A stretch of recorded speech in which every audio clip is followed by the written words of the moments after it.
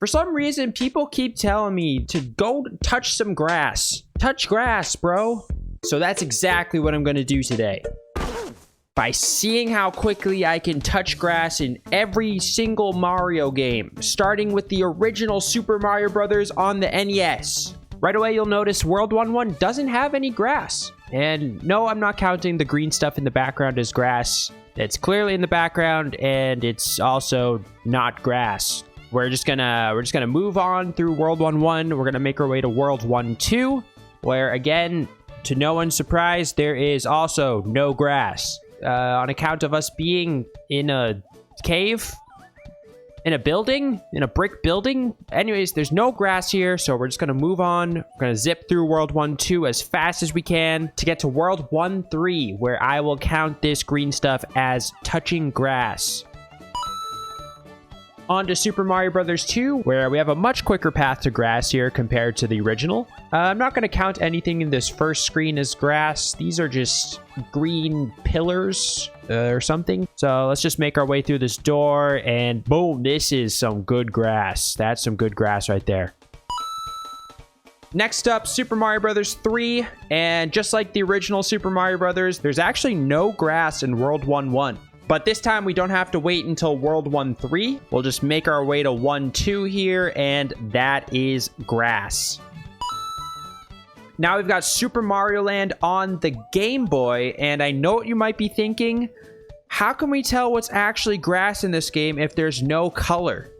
And that's actually a good question. I'm not sure. But I did find this one random YouTube comment on a walkthrough video of the game that calls World 1-2 grass plains. While I could not find this anywhere else on the internet, it is good enough for me. Super Mario Land 2 is much more straightforward. It's way easier to tell what's grass in this game, and we got some right away. Now for a game I personally have a ton of nostalgia for, Super Mario World. And let's add a rule to the challenge right now. I'm not going to count any sort of grass touching during cutscenes. Let's say I have to have control of Mario for the grass touching to count. Otherwise, am I even touching grass at that point? Come on. Despite having so much nostalgia for Super Mario World, I actually didn't play much of Yoshi's Island growing up. I think it was probably just the crying baby that gave me too much anxiety while playing it. Anyways, I'm not going to count this yellow stuff as grass. I want that good green stuff, if you know what I mean. Grass. I want green grass. But for that, we're going to have to make our way all the way to this spot here in World 1-2. Super Mario 64. The game I still consider to be the greatest Mario game of all time, despite it being 26 years old.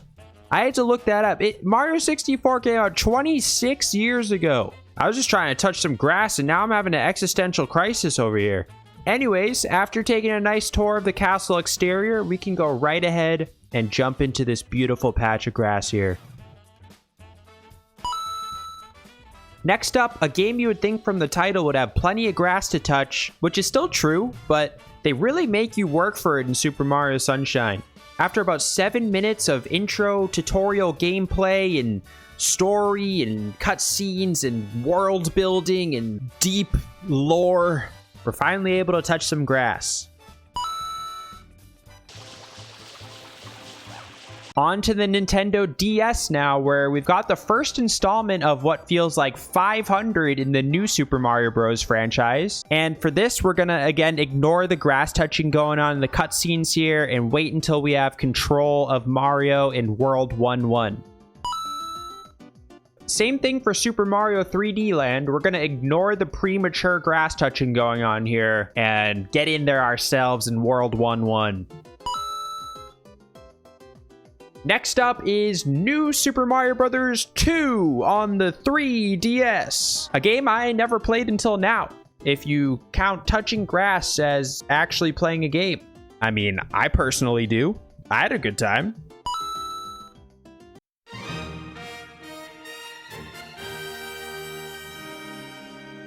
On to the Super Mario Galaxy games, which I have many fond memories of. Seeing this intro is so nostalgic, and it's really making me want to replay the game right now. But we've got more important business to take care of. Similar story with Super Mario Galaxy 2, except this time we've got a little intro tutorial section where we can actually control Mario, and there is plenty of grass to touch. Hey, this game looks familiar. New Super Mario Bros. Wii. And like the previous New Super Mario Bros. Games, we just have to sit through the intro cutscenes and make our way to World 1-1.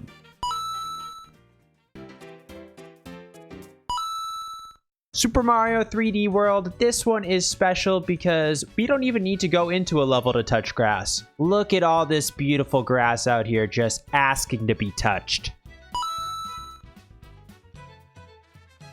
Bowser's Fury is another pretty quick one with some wet, soggy grass available to slop around in right away. And boy, let me tell you, did we slop around.